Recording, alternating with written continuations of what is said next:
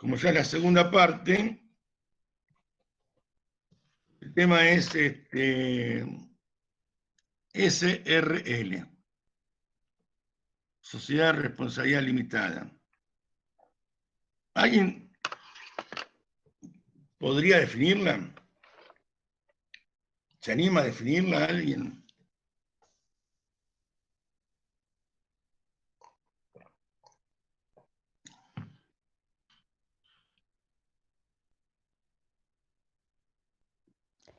Es aquella sociedad donde los socios se limitan a las cuotas que suscriban o adquieran. Aquella sociedad limita la responsabilidad de las cuotas. No está mal lo que dijiste, porque es un aspecto de las SRL, por eso Sociedad de Responsabilidad Limitada, y parcialmente hay algo que está bien, porque en realidad la ley no define a las SRL, sino que las caracteriza, da características. Y una de las características es algo que dijiste vos.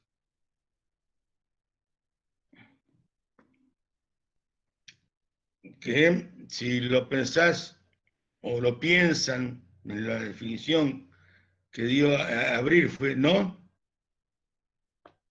¿Me habló? Sí, Fuiste vos, profe. Abril. Sí, sí.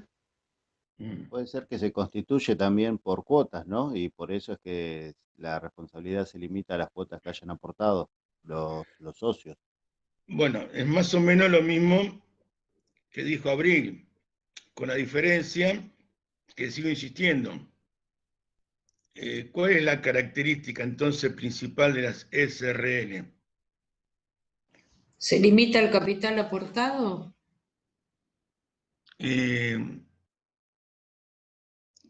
Eso forma Responde las parte, deudas. eso forma parte de la característica de la responsabilidad. La responsabilidad de los socios es hasta el capital aportado. Pero vayan a lo que dijeron recién, Abril primero y Damián después.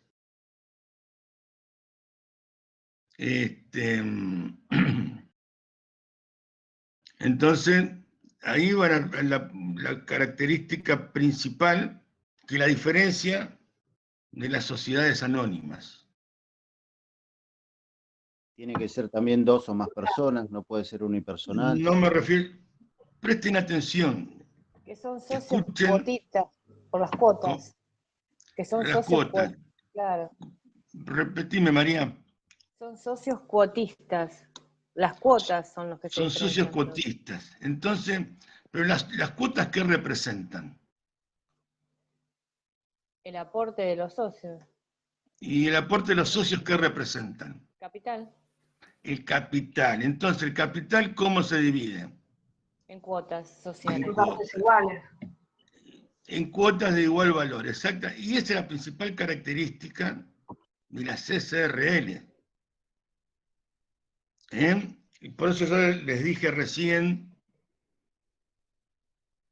que la diferencia con las sociedades anónimas. Porque el capital en las sociedades anónimas, ¿cómo se representan? Por acciones. En acciones. En acciones. La acción, ¿qué es en sí? Aparte de una parte del capital. ¿Cómo está representada la acción? Títulos Por lo que de ustedes circulación. conozcan, en la materia todavía sociedades anónimas no la vimos. Pero ¿cómo se imagina ustedes que se representa una acción en las sociedades anónimas? Yo creo que son títulos de circulación y que los puede comprar cualquier persona, que incluso Sí, eso cuando hay oferta pública. Si no, en una sociedad cerrada, no. Lo van a suscribir e integrar los socios que compongan la sociedad. Ojo, cualquier persona va a comprar, tienes razón, Damián, pero en una suscripción pública, que vos vas, invertís y comprás tantas acciones de X empresa. Y si dio dividendos, tenés ganancias, y si no, perdiste. Si subió las acciones, ganaste. Si bajaban las acciones, perdiste. Pero en las sociedades cerradas suscriben los socios y se representa en títulos, que son títulos valores que pueden circular con ciertas limitaciones, tampoco es que son al portador. Ya después vamos a ver eso. Pero bueno, entonces, la principal característica de las SRL es que el capital se divide en cuotas, son cuotas de igual valor, y las cuotas o ese capital no se representa en títulos, sino que surge de dónde esas cuotas y de dónde yo cómo puedo comprobar que soy socio y tengo cuotas en la SRL. Por el contrato. Por el contrato. Y eso surge del contrato y obviamente cuando se registran, que queda regularmente constituida la sociedad, ya está registrado en el organismo de control donde se inscriba, si quieren decir IGJ, si quieren decir personas jurídicas, si quieren decir registro público de comercio, porque la misma ley lo sigue manteniendo ese nombre, no hay problema. Pero el órgano de registración o de contralor. Entonces, el capital, la principal característica es esta. Artículo 146 de la ley, que ahí es donde empezamos con esta parte de la caracterización. Empieza en el 141. No, perdón, 146 dije, ¿no? Sí. 146. Si quieren leerlo.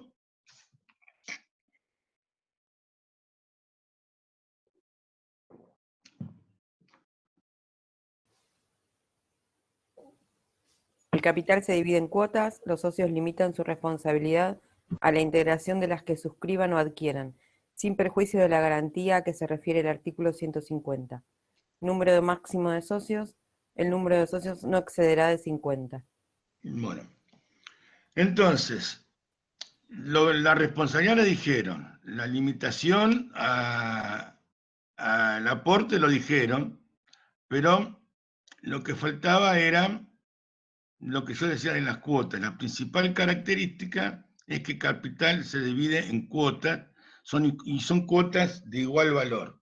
Ahí recién la compañera que leyó, que no pude ver el nombre de quién era, dio otra característica de las SRL que limitó o limita la cantidad de socios a 50 personas. Esto es una limitación para evitar que se haga una acumulación de gente que sea después indescifrable. Acá, como vamos a ver, no hay asambleas como órgano de gobierno, salvo en el caso de las que tengan un capital superior al previsto en el 299, inciso 2, que en ese caso sí es exigible la asamblea, por lo menos para algunos temas, ya lo vamos a ver.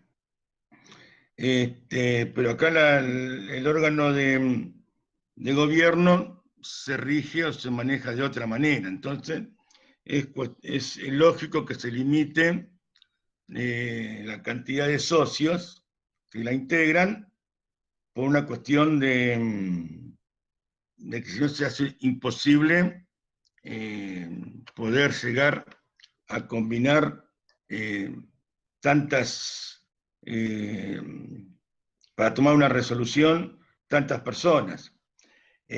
Obviamente el mínimo es 2, acá en las sociedades, las SRL, o sea que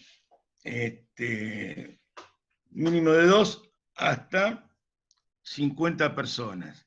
Y el capital tampoco tiene mínimo, pero tiene que ser suficiente para que no haya digamos, una infracapitalización. Ya sabemos para qué sirve el capital.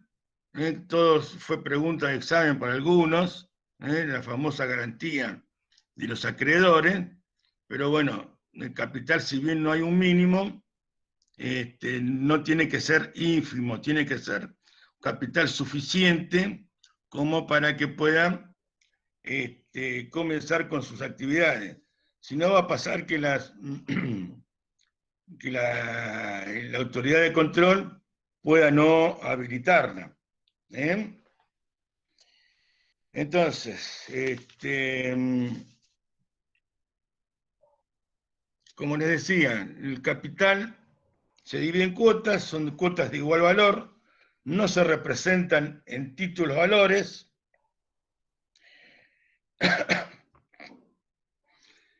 Y esto es otra característica. Esto es para que lo tengan en cuenta, porque siempre lo van a escuchar o lo pueden llegar a leer. La CSRL es una sociedad que se las puede llamar o se las considera de tipo mixta, porque si bien pueden tener o mejor dicho, tienen algunas características de las sociedades de parte de interés, porque las personas, los socios, tienen mucha importancia, no terminan de ser como las sociedades anónimas, porque el capital no se representa en acciones, sino que se representa en cuotas. Entonces, la doctrina la considera como una sociedad de tipo mixta, por el hecho de que tiene ambas, digamos, ambas cualidades, la de las sociedades anónimas por la división de capital y la limitación, y de la de interés, la sociedad de interés, porque el capital no se refleja en acciones, sino que está en el contrato, surge del contrato como surge en las sociedades de interés. Porque ustedes estudiaron colectivas como Ahita Simple y Capital Industria, en ninguna dice cómo se representa el capital, pero en todas surge del contrato. ¿Y quiénes son las personas que integraron el capital? En cambio, en las sociedades anónimas surgen que hay tantas acciones, sí, después van a surgir quiénes son los socios, pero como el capital, como decía Damián, se divide en acciones, que son títulos valores. Esos títulos valores pueden ser transferidos sin necesidad solamente de registrar el cambio de nombre, sin necesidad de modificar el contrato. Acá hay que modificar el contrato para cuando se cede o se transfiere la cuota aparte. ¿Se entiende? Por eso están consideradas de tipo mixta estas sociedades. ¿Se entendió?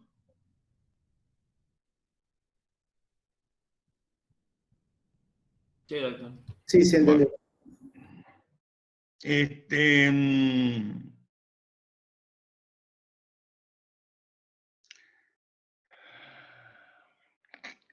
Después tenemos la responsabilidad, se limita a la integración del aporte, ¿sí?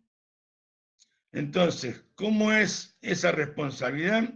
Es solidaria entre todos los socios, con la obligación de aportar, de hacer el desembolso. Y otro elemento tipificante de estas sociedades, que ahora vamos a ver, es la organización de la administración. La organización de la administración, a diferencia de otras sociedades, se realiza por medio de la figura del gerente o de la gerencia. Esa gerencia puede ser unipersonal, o puede ser plural, o puede ser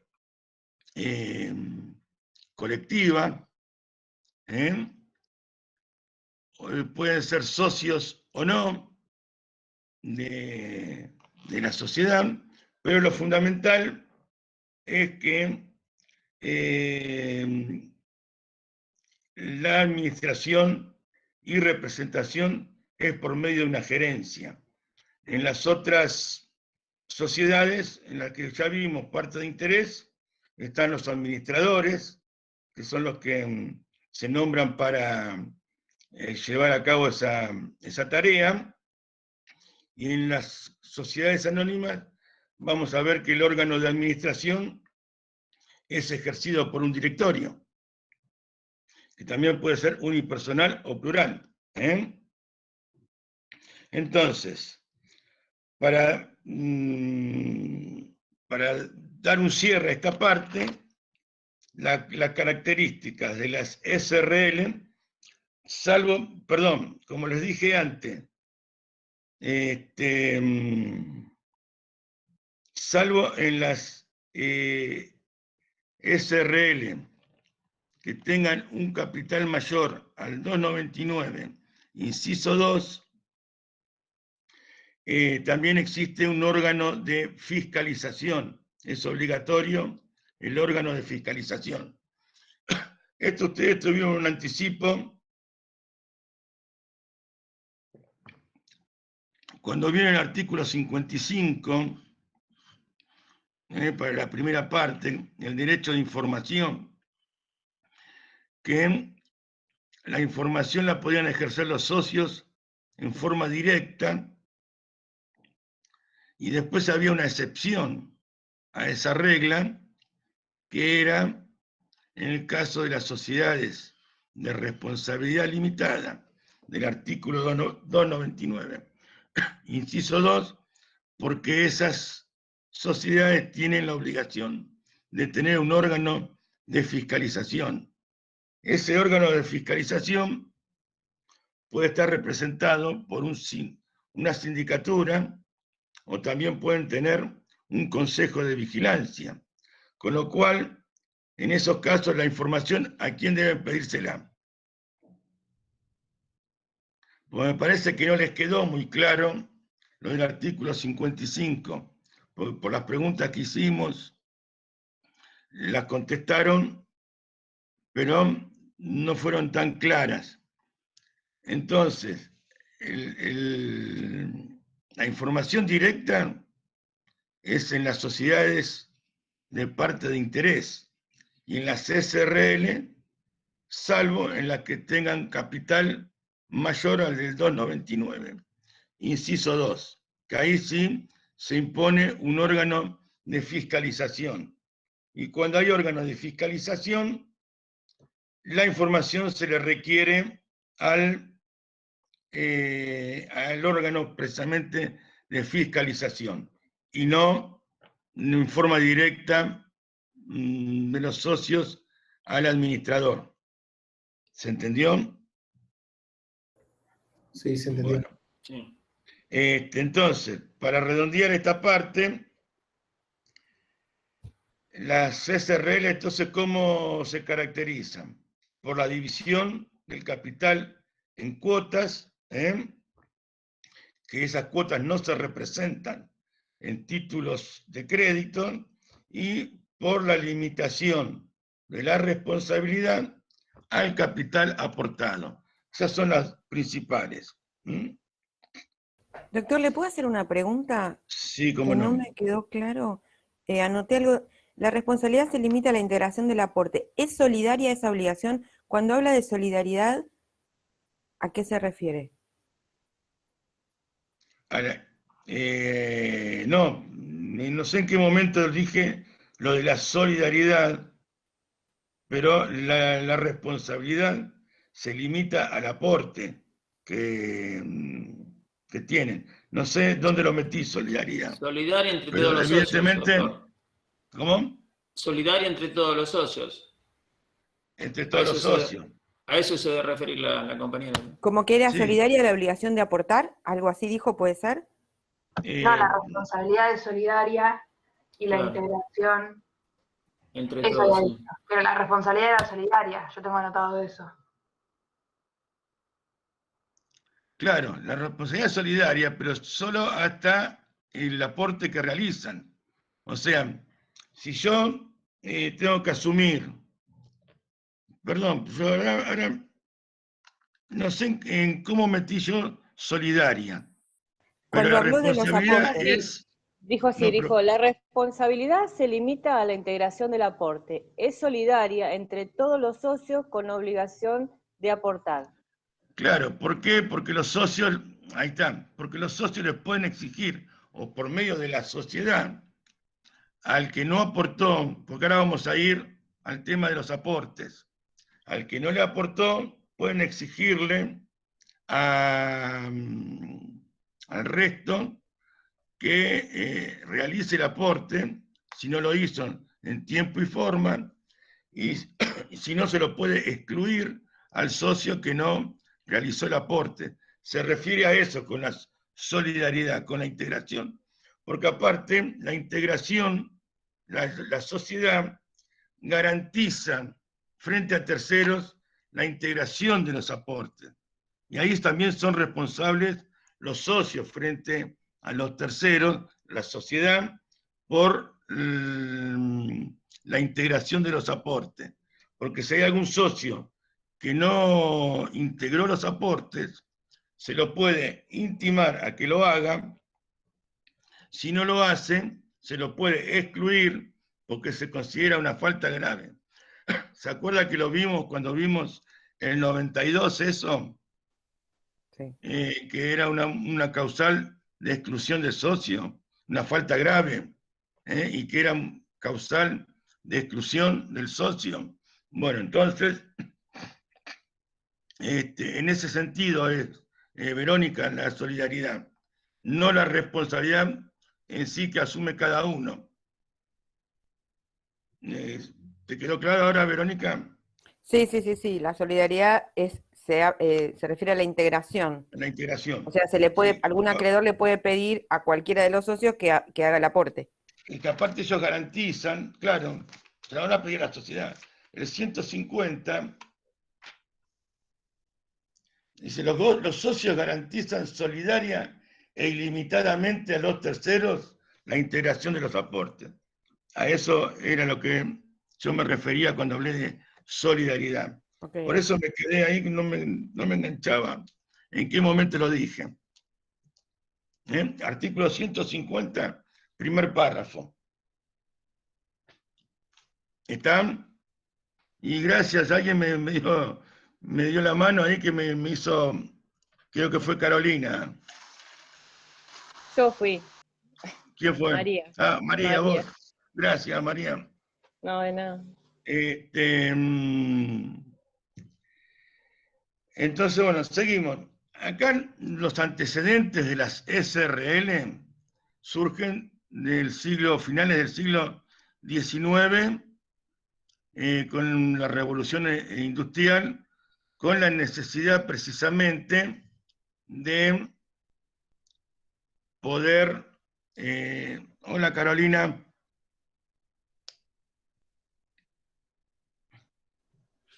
Hola Dani, ¿Cómo estás? bien vos.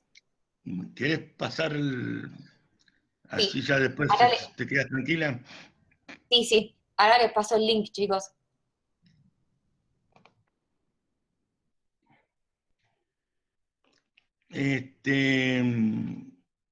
Precisamente con la necesidad de limitar la responsabilidad con el aumento de la actividad industrial, surgió la necesidad de crear un tipo social que limitara precisamente esa responsabilidad, y así surgieron las SRL.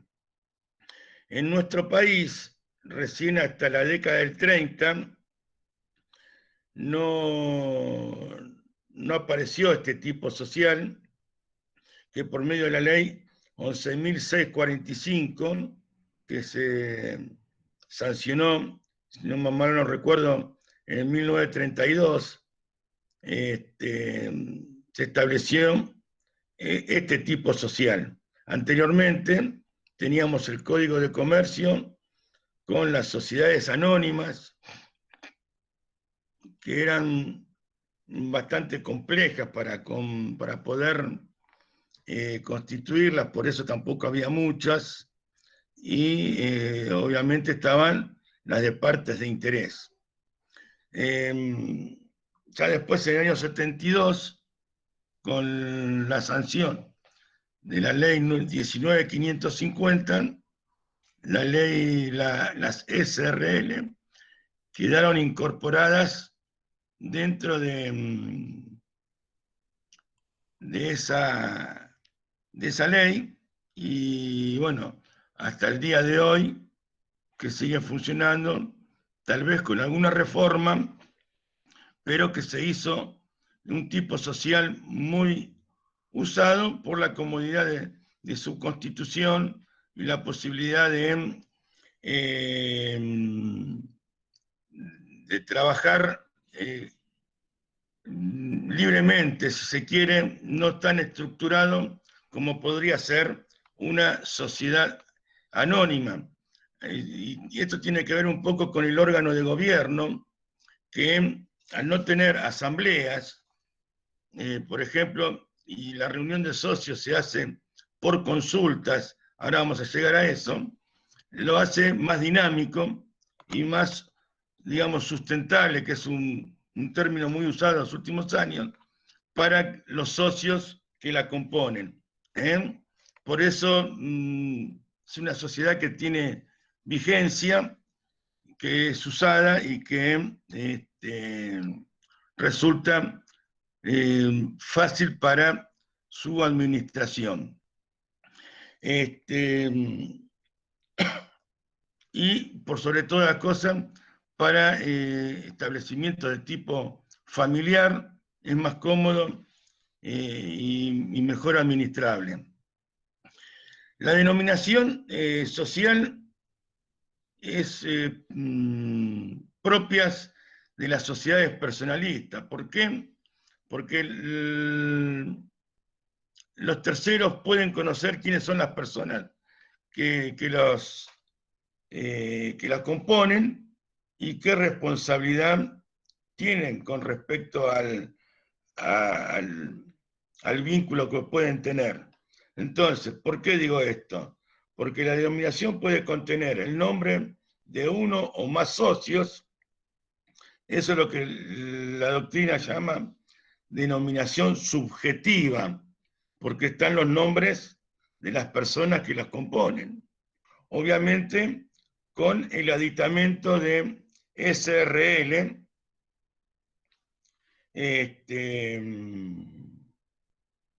que como en todas las sociedades tiene que estar identificado el tipo social. Y lo que la doctrina llama denominación objetiva es cuando la sociedad tiene un nombre de fantasía. Entonces, también siempre se la identifica con el aditamento de SRL, ¿no? O la abreviatura de la palabra. Acá la falta de cumplimiento de esto hace responsable al gerente por los actos celebrados en ese sentido. Cuando hablo de falta de cumplimiento, me refiero a la falta de cumplimiento respecto del aditamento del tipo social. El aditamento del tipo social es una obligación, precisamente porque los terceros deben conocer con quién están vinculándose o relacionándose. El capital social, como les decía antes, debe ser suficiente para posibilitar el cumplimiento del objeto social. Si el capital es insuficiente para el cumplimiento del objeto social, es una causal de disolución, más allá de que si es ab initio, el IGJ o la autoridad de control puede no autorizar la constitución de esa sociedad.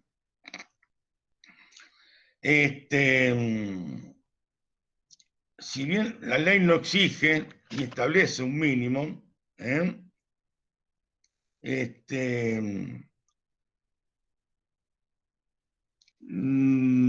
tiene que ser suficiente. ¿Y esto con qué está relacionado? Ese capital suficiente que puede analizar la IGJ o la autoridad de control. Con la actividad que vaya a hacer. Con la actividad que vaya a hacer.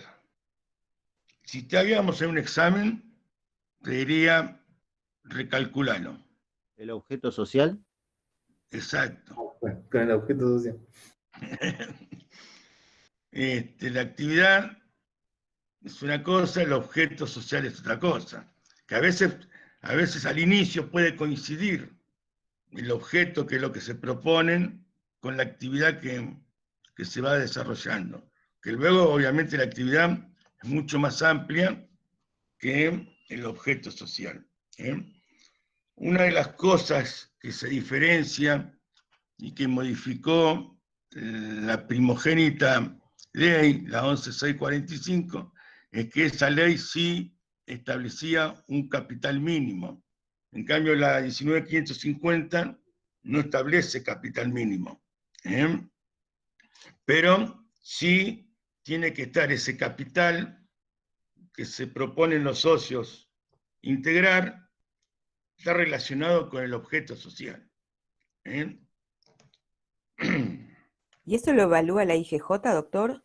Ellos Y sí. evalúan...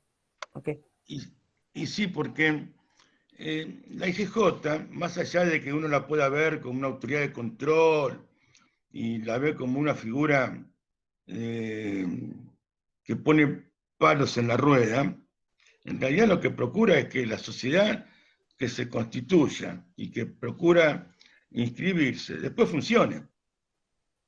Si vamos a autorizar cualquier cosa y después al año se tiene que disolver porque no puede hacer frente a sus obligaciones, independientemente de que esté bien administrada, etcétera, etcétera, ¿no? Porque eso puede pasar con cualquier sociedad, con cualquier persona jurídica puede pasar que por motivos ajenos o propios, después tenga que no disolverse, sino entrar en un estado liquidatorio, por concurso o por quiebra. Pero la disolución por falta de capital implica que esa sociedad, si fue recientemente constituida, no estaba preparada para afrontar lo que tenía que afrontar. Entonces la IGJ tiene que mirar esas cosas. Ojo, por ahí no es un impedimento, sino puede ser una cosa que puede ser modificable. Entonces los socios tendrán que rever una ampliación de ese capital o modificar el capital social de inicio de la sociedad. De cualquier manera, ustedes tienen que tener en cuenta que si van a constituir una sociedad, una SRL, teniendo en cuenta el tipo social, primero van a tomar los recaudos necesarios para que cuando uno presente la documentación en la autoridad de registración, entre como por un tubo. O sea, vamos a tomar esos recaudos. Pero sí tienen que saber ustedes como futuros asesores de clientes, de personas que los puedan consultar. Nada, quiero constituir una SRL con 5.000 pesos. Y no, si ya las SAS solamente requieren dos sueldos mínimos vitales y móviles, yo no puedo una SRL constituirla con 5.000 pesos, porque no hay nada que no me lo van a autorizar eso. ¿Se entiende, Verónica? ¿A dónde apunta ese capital mínimo y a dónde apunta el control de la autoridad de control? Apunta que si la sociedad se constituye, que después siga funcionando, que si está bien administrada, mejor todavía. Pues ya es otro problema ese. Pero acá lo que se evita es que desaparezcan las sociedades o, si no, van a terminar en la sección cuarta. Van a funcionar igual con una forma de las establecidas en la sección cuarta. Y que bueno, ya eso es, ya sabemos que son sociedades que tienen una personalidad jurídica precaria, que se rigen por la sección cuarta, independientemente de aplicación de alguna norma de la 19.550, pero en definitiva es una sociedad con una personalidad jurídica precaria, en definitiva. Pero si la vamos a constituir bien, es para que dure y para que cumpla la función de producir bienes o brindar servicios, como dice el artículo 1. Ahí apunta el control, Verónica, más que nada. Ok, gracias. Bueno, acá la integración, el capital puede ser en bienes determinados, susceptibles de ¿qué? Ejecución forzada. Ejecución forzada. O sea, obviamente en dinero o bienes susceptibles de ejecución forzada. La suscripción se debe integrar, debe hacerse íntegramente a la Constitución o a la fecha de constitución de la sociedad. O sea, el compromiso o la suscripción debe ser íntegramente hecha al momento de la constitución de la sociedad. Ahora, ¿cuándo hago los aportes? Si es en dinero, es igual que en las sociedades anónimas, el 25% al momento de la suscripción y el resto en el término de 2 años. El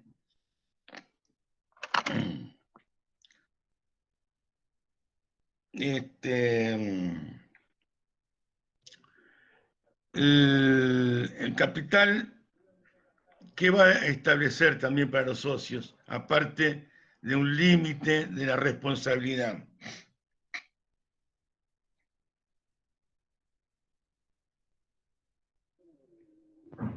¿Cómo se van a distribuir las utilidades? Y las pérdidas. ¿Y cómo se van a soportar las pérdidas? Bien. ¿Y si no dice nada? De acuerdo a lo aportado. ¿Y antes que eso?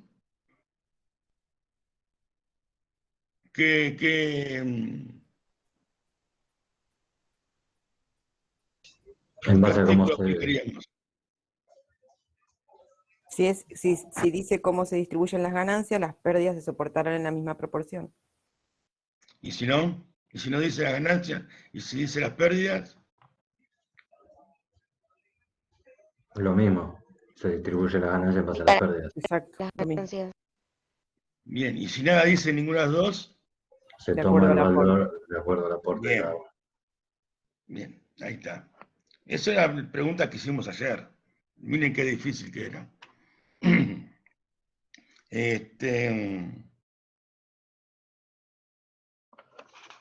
El capital,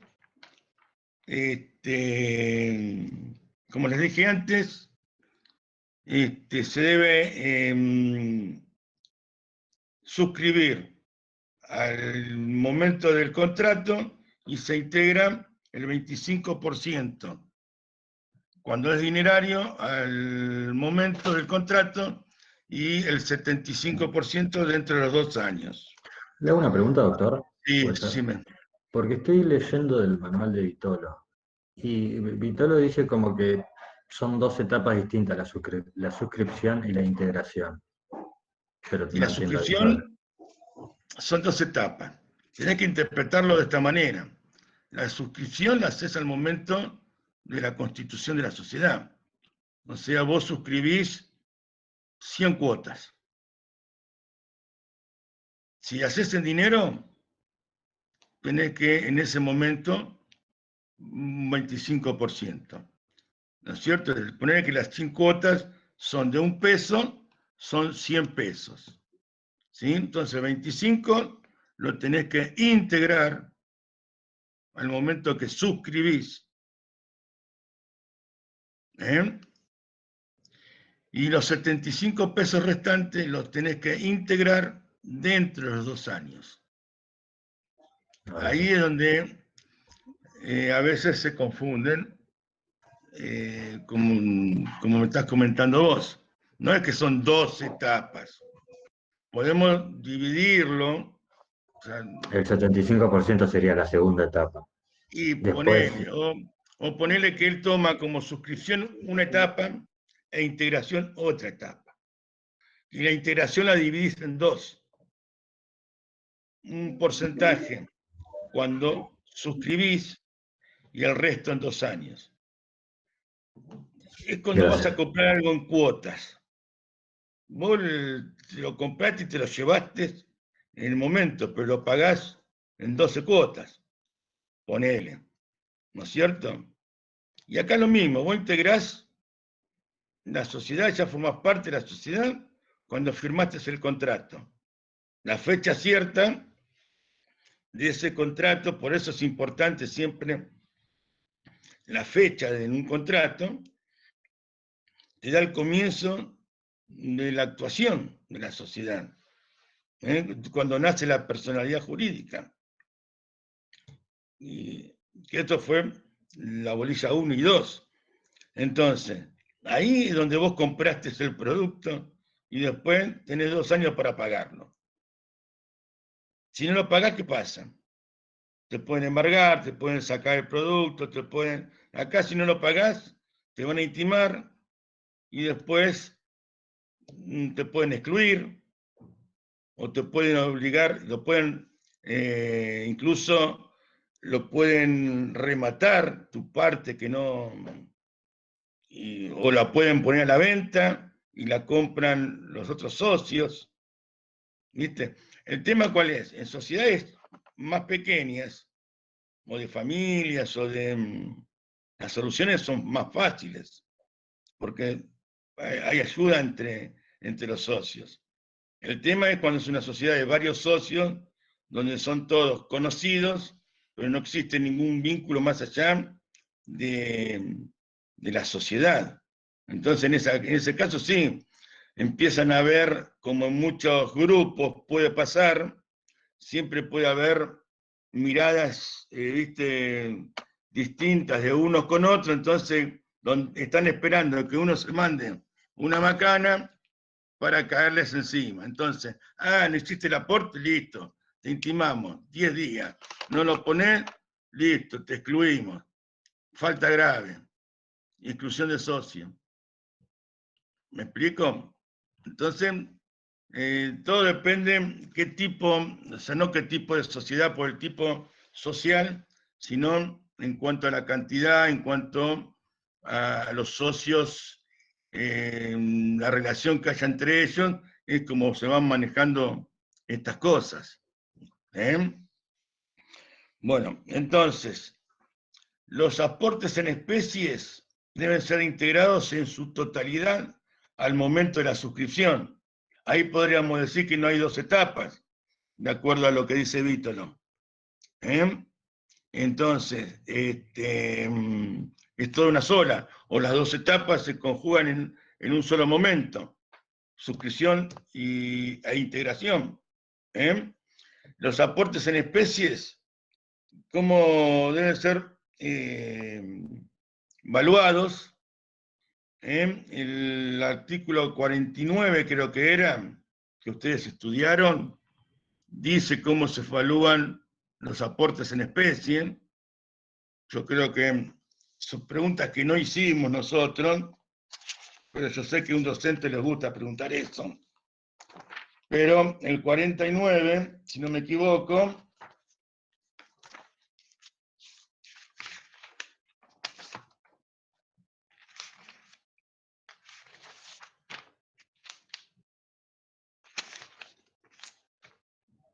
no, el 48, no.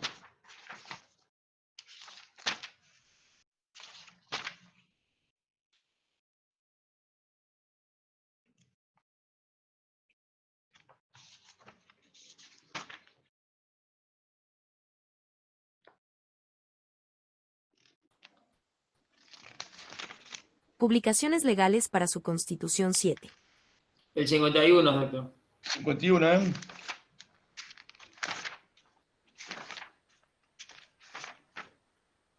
Acá está, el 51, sí. Gracias. Evaluación de aporte. Ahí ya lo estudiaron esto. Hace falta que lo repitamos ahora. Hay 3 formas de evaluarlo. Que el que lo aporta determine cómo lo aportó, que se haga una tasación si no están de acuerdo, y si no, tener que recurrir a una evaluación judicial. La evaluación judicial tiene importancia, ¿en qué sentido? Es importante la evaluación judicial.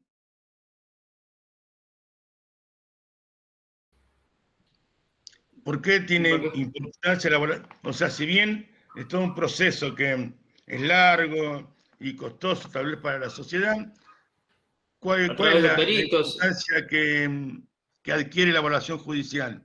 No se puede impugnar, ¿puede ser? Claro. Es que ya no se puede discutir después, una vez que queda firme. No es que no se pueda impugnar. Una vez que queda firme, no se puede discutir. ¿Se acuerdan que cuando había quiebra, incluso los acreedores podían impugnar? Ahí sí, tal vez es lo que vos hacías referencia, Verónica. Sí. Dentro de los 5 años, podían impugnarla la evaluación de los aportes hechas judicialmente. Bueno, cuando es judicialmente, no. La pueden impugnar si no fue hecha, o si fue hecha por otros medios que no sea la judicial. Esa es la importancia que adquiere la evaluación judicial, que obviamente a nadie le conviene llegar a eso porque implica un costo de gasto y tiempo infernal. Pero bueno, lo concreto es que la evaluación, los bienes, el aporte de bienes se hace íntegramente y tiene que estar evaluado para saber la evaluación para qué sirve.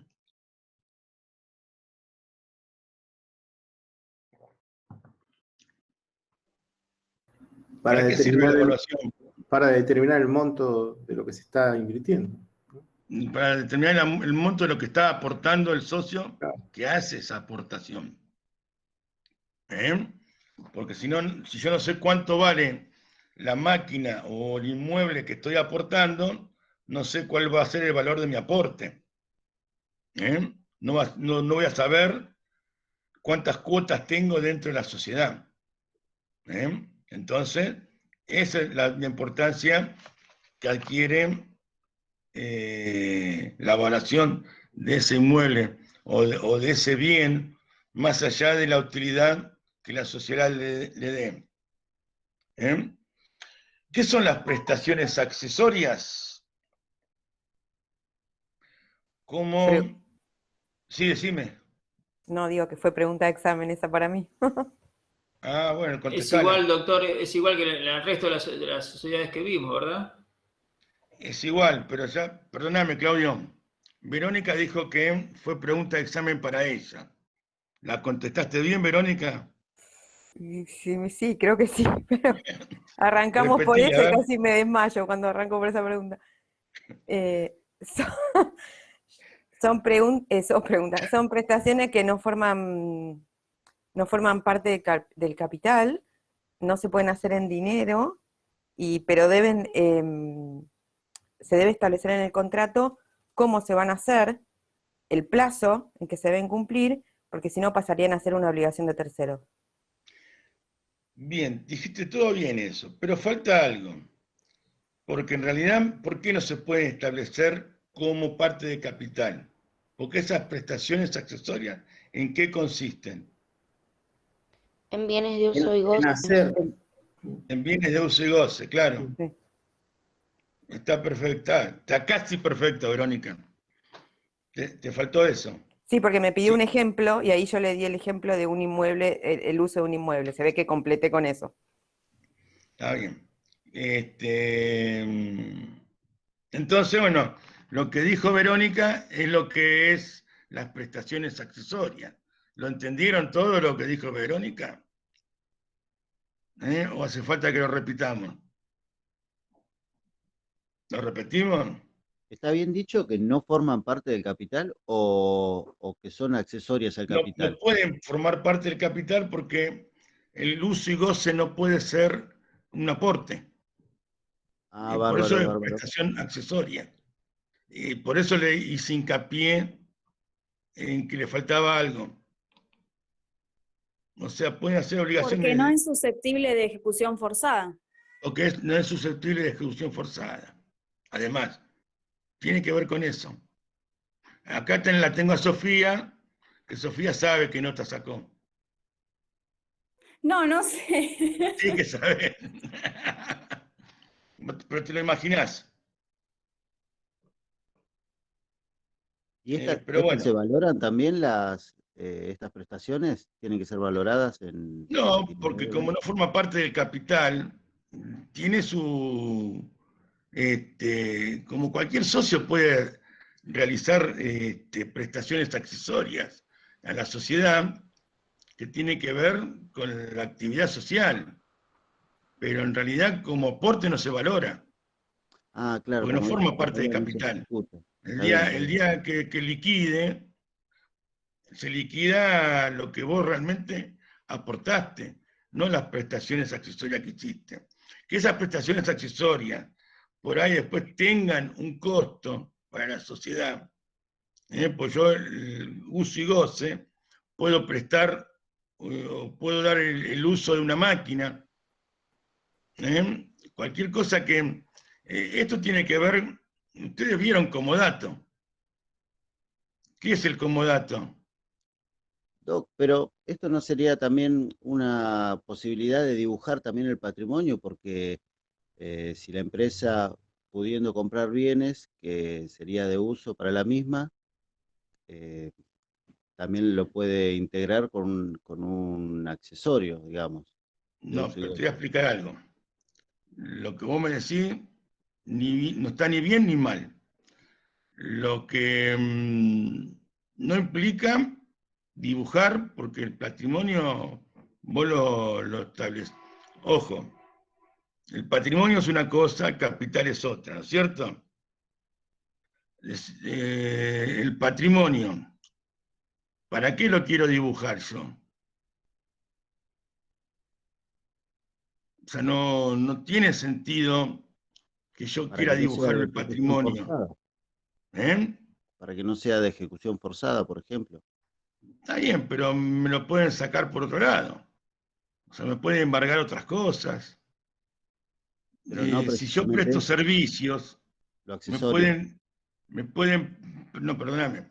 Si yo presto servicios, la empresa presta servicios, me pueden embargar lo que yo debo cobrar de aquel que yo le presté el servicio. Te voy a dar un ejemplo.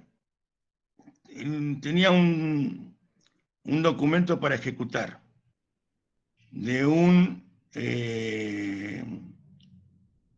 servicio de comedor que prestaba en un laboratorio. Inicié el juicio ejecutivo y le embargué lo que esa empresa debía cobrar de ese laboratorio. Cuando dejé el oficio en el laboratorio a las 10 de la mañana, a las 2 de la tarde me estaban llamando de la empresa para arreglar el juicio. O sea que no necesariamente vos tenés que embargar los bienes o el patrimonio, si bien eso forma parte, puede formar parte del patrimonio, pero no necesariamente tenés que embargar el patrimonio de la empresa. Vos, para ejecutar, puedes ejecutar cualquier activo que tenga la empresa. Las prestaciones accesorias pueden estar establecidas porque no querés aumentar mucho el capital y por aquel que la presta no se quiere desprender de lo que tiene, porque forma parte de su patrimonio también. Como decía el ejemplo que dio Verónica, yo le presto el inmueble para el uso y goce, para un garaje, o para estacionamiento de los autos de la gerencia. Pero ese es mío, es mi patrimonio, ¿por qué yo me lo voy a sacar? Porque yo también quiero limitar mi patrimonio y no exponerlo todo. No sé si me explico, Damián. Sí, clarísimo, sí. O sea, no necesariamente yo escondo patrimonio cuando hago prestaciones accesorias. Simplemente ese uso y goce que habla la ley con las prestaciones accesorias es una manera de decir, bueno, yo no tengo, puedo realizar tal cosa. Yo tengo esto para aportar y compro 100 cuotas, 1000 cuotas de la sociedad, pero esto me lo guardo para mí. Y lo aporto, porque aparte el aporte de uso y goce puede estar determinado en qué tiempo, por cuánto tiempo. No necesariamente tiene que ser durante toda la vida de la sociedad. Porque la sociedad mañana puede adquirir un predio donde hace todo un estacionamiento para los autos de la gerencia. O tal vez me compre a mí el lugar para hacer el estacionamiento de la gerencia. O sea, y ahí estaría aumentando el patrimonio. A veces el uso y goce tiene que ver con el inicio de las actividades, donde todo el capital y todo el dinero disponible es relativamente poco todavía. Entonces, a medida que la empresa o la sociedad va creciendo, va adquiriendo patrimonio. Por eso cuando preguntamos siempre cuál es la respuesta, y al principio puede coincidir, pero después el patrimonio puede variar, puede subir, y se despega del capital muchísimo. No necesariamente van a ser iguales toda la vida. Si es igual toda la vida, porque la empresa no creció o no quiso comprar bienes para hacer crecer su patrimonio. Pero tampoco crece, porque si no, ¿cómo desarrollar la actividad? Claro, y después el dividendo de las cuotas va a ser en base al patrimonio, ¿no? Ya no. El dividendo de las cuotas, no, va a ser como esté establecido. El dividendo de las cuotas o el dividendo de los beneficios. No, de las cuotas que componen a la SRL. En un caso de liquidación, decís vos. No entiendo bien tu pregunta, ¿a dónde apunta? Una cosa son la distribución de dividendos, que son los beneficios, cuando termina el ejercicio, y otra cosa es si una vez que se liquida la sociedad, el remanente, ¿cómo lo distribuyo? Decime bien. Por a cuál ejemplo, apuntás. si un socio quiere vender sus cuotas. Bueno, se hace en base a su aporte en cuotas. Pero teniendo en cuenta siempre, acordate lo que dijimos muchas veces, Damián, que de dónde surgía el aporte o la suma que va a estar relacionada con el aporte del socio que se va, que quiere vender o que quiere hacer uso del derecho de receso o lo que fuere. ¿De dónde surge?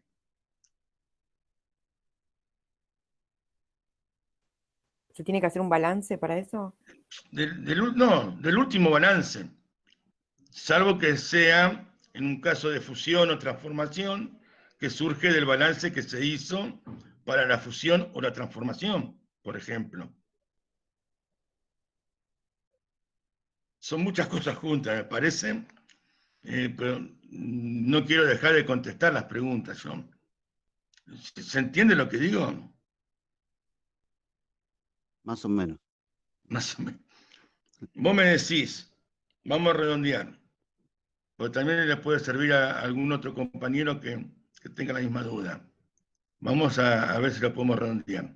Vos me decís de dónde surge lo que yo me llevaría si quiero vender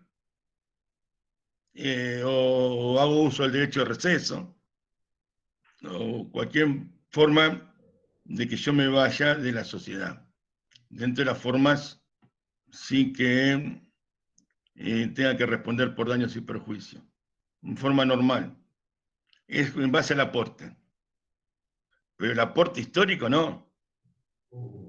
Yo tengo un aporte de 100 pesos que representan 10 cuotas. Esas 10 cuotas son 100 pesos. Pero a mí no me van a reintegrar los 100 pesos que yo hice hace 15 años atrás. Porque ni siquiera tienen monedas para pagarme eso. Esos 100 pesos. ¿Me entendés? No. Entonces, esos 100 pesos tienen un equivalente o tienen un valor distinto hoy en base al balance que me surja de la sociedad. ¿Y por qué el balance, lo que surja, el último balance? Porque me marca cuál es la realidad de la sociedad. Claro. La sociedad puede estar 10 puntos, marchando bien,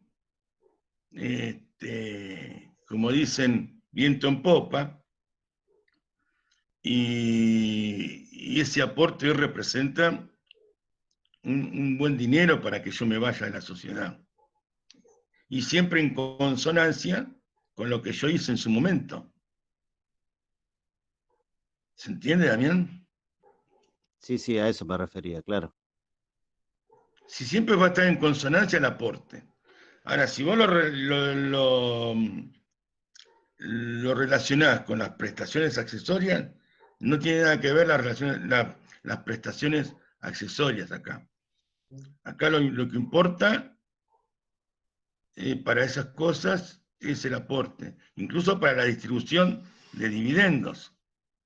También tiene que ver lo que dice el contrato, lo que dice el artículo 11, inciso 7, o, en definitiva, los aportes. ¿Están?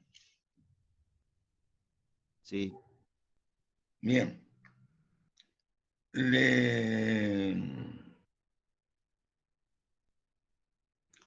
¿Alguna duda, chicos? ¿Seguimos adelante? Bueno.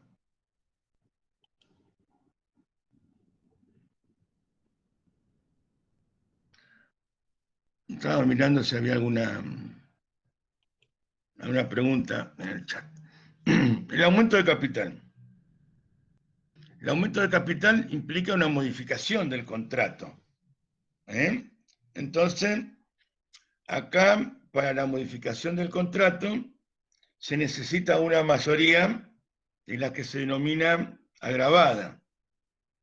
¿Por qué? Porque se requiere una mayoría mayor, valga la redundancia, que para cualquier otra resolución.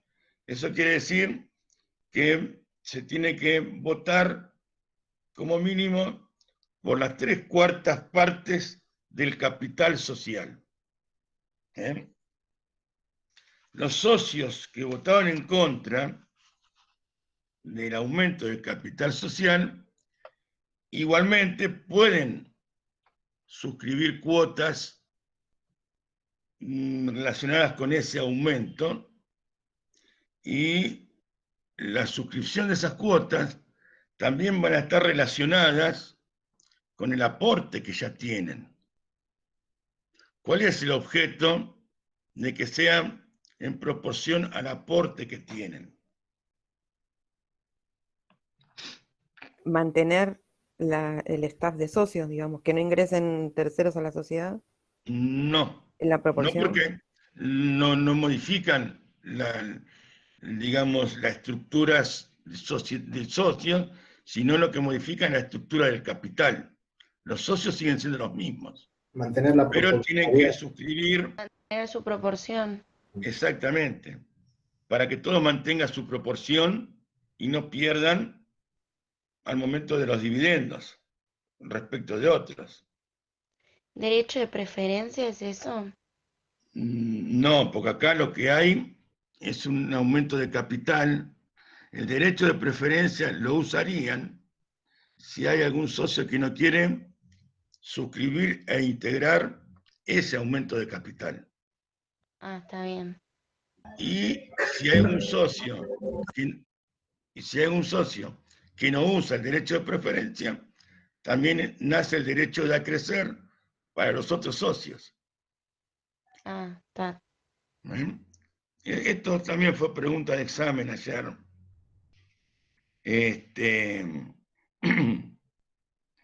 Y el derecho de preferencia va primero y el de acrecer va después. ¿Eh?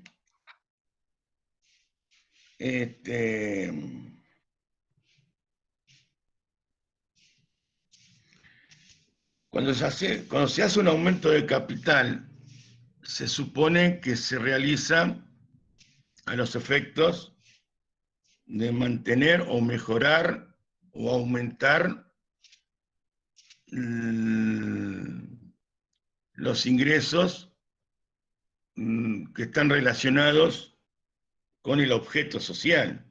O sea, el aumento de capital implica poder tener una mayor participación en el mercado, relacionada con el objeto social.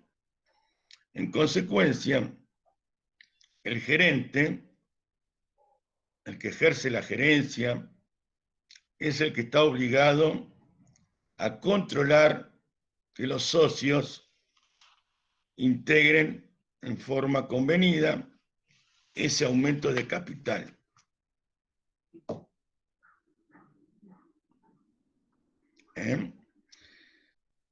Entonces, ¿qué quiere decir esto? Tiene que controlar que tanto los socios como algún tercero, porque puede ser que aparezca un tercero, que quiera ingresar a la sociedad, y no lo integrara en tiempo y forma, es el gerente el que está obligado a hacer cumplir para el que no cumplió, o bien exigirle, o bien después tiene que tomar las acciones que correspondan, o para excluirlo, o para lo que corresponda hacer de acuerdo al caso. Pero es el responsable de controlar tanto la suscripción como la integración del aumento de capital. Ahora, ¿qué son las cuotas suplementarias? No supletorias, suplementarias o complementarias.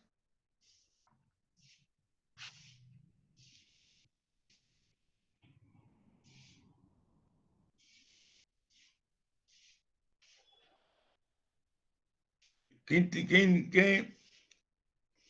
entienden ustedes por cuotas suplementarias?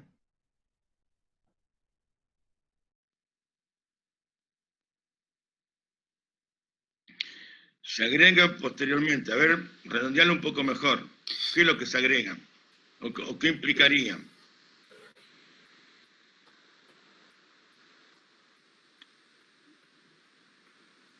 Que formarían parte de qué. Supletorias al capital existente, doctor. Exacto. Es una previsión contractual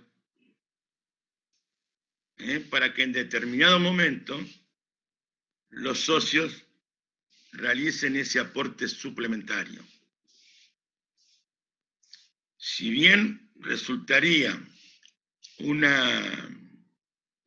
aumento de capital, porque estaría aumentando realmente, no implica una modificación del contrato en este caso. ¿Por qué no implica una modificación del contrato en este caso? Porque modificaría la responsabilidad de los socios. No, porque en el contrato se prevé, entonces si ya está previsto no hay que modificarlo, solamente se realiza. Exactamente. No implica una modificación contractual, pues ya está previsto en el contrato. Y como está previsto en el contrato, lo que los socios tienen que hacer es cumplir con el contrato. Esto después hay algo parecido en las sociedades anónimas, que se puede establecer el aumento de capital hasta el quíntuplo, que ya está establecido en el contrato, y que los socios, en el momento que la asamblea lo determine, los socios no pueden impugnar ni pueden hacer uso del derecho de receso, porque ya está previsto en el contrato. Es una previsión de antemano, previendo que la sociedad va a crecer, y para poder cumplir con el objeto social de acuerdo a ese crecimiento, es necesario aumentar el capital. Y como está prevista ya la cuota supletoria, se decide por medio de los socios el momento que se va a hacer. Le hago una consulta, doctor. ¿Y puede ser que no esté prevista? Y si Bueno, pero si no está prevista, ya sería un aumento de capital, de lo que dijimos antes. Si no está prevista, es un aumento de capital de lo que expliqué antes. En ese caso sí, el socio puede decir derecho de receso, o lo que yo quiera, o no quiero aumentar mi capital, mantengo, pero disminuyo mi participación. O sea, un aumento de capital y yo no suscribo e integro, yo estaría disminuyendo después mi participación en la sociedad.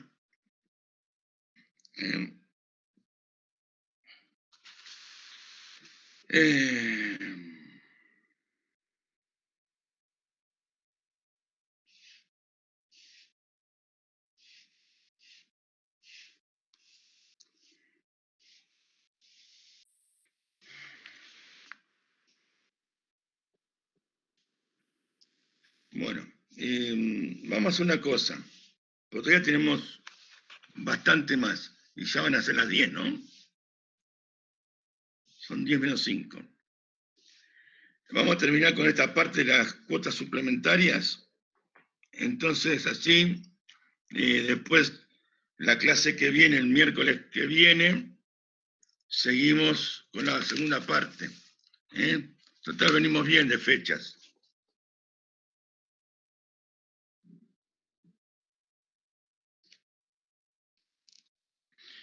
Para el miércoles que viene, de acuerdo al cronograma que está en el aula virtual que yo subí, corregido, ¿se acuerda que yo había tenido un error con la fecha?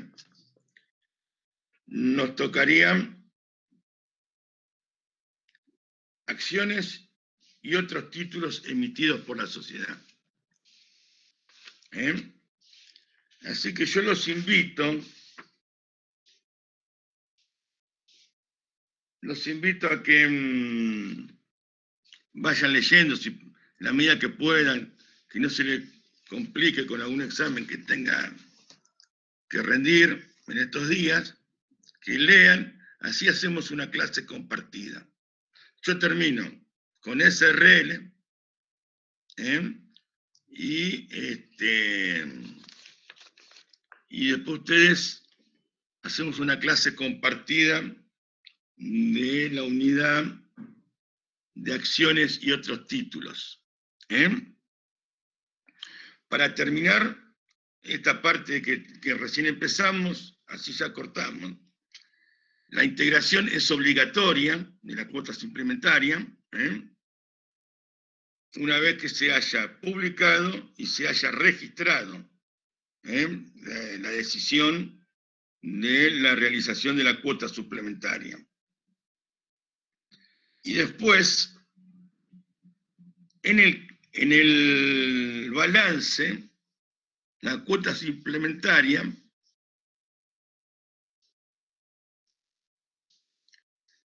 va a estar integrada como activo, pero no como capital.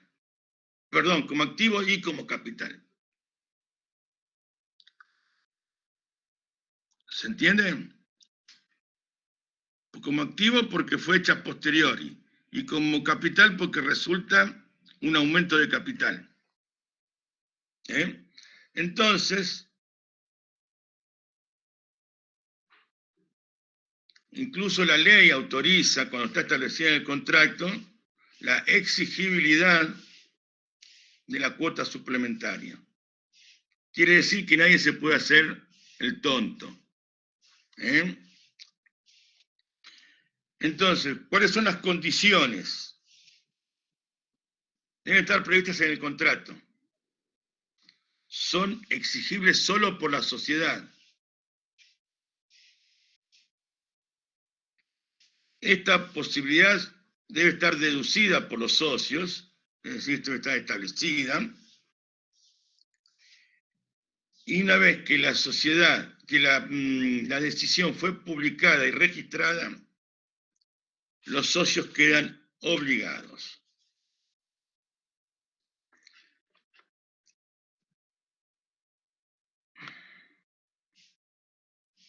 Y van a figurar en el balance a partir de la inscripción. Para la clase que viene nos quedan los órganos sociales. Así que ya más o menos hoy hablé cuáles son los órganos sociales. Tenemos administración y representación, que es la gerencia. Que tenemos el órgano de gobierno, que también está integrado por los socios, pero que no hay una reunión de socios, sino que hay un sistema de consultas. Ahora después vamos a ver la clase que viene cómo es. No es que se reúnen los socios para tomar. Puede ser que cada uno esté en su domicilio, se le haga la consulta y el socio conteste en forma fehaciente y se aprueba la decisión o no. Ya después vamos a ampliar este tema. Y puede tener o no órgano de fiscalización. Todo depende cómo decidan los socios y incluso puede haber un consejo de vigilancia que está integrado obviamente por socios de la sociedad, que ya después lo vamos a ver esto también. Así que bueno, yo los despido. Claudio, si querés después por forma privada me haces algún comentario o algo, y nada, voy a tener en cuenta lo que me dijiste. Está bien, doctor, gracias. Y para retirarme, usted comentó que para la próxima clase teníamos que ver según el cronograma. El 26 está sociedades, el punto específico para la próxima miércoles, ¿cuál es? Que usted lo comentó recién. más allá de lo que dijo recién.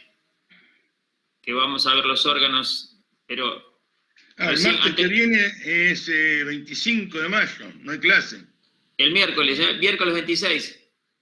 El miércoles 26 vamos a ver acciones y otros títulos. O sea, seguimos con... Sí, porque acá después tenemos sociedades anónimas, eso después voy a charlar con el doctor. Vamos a hacer una cosa.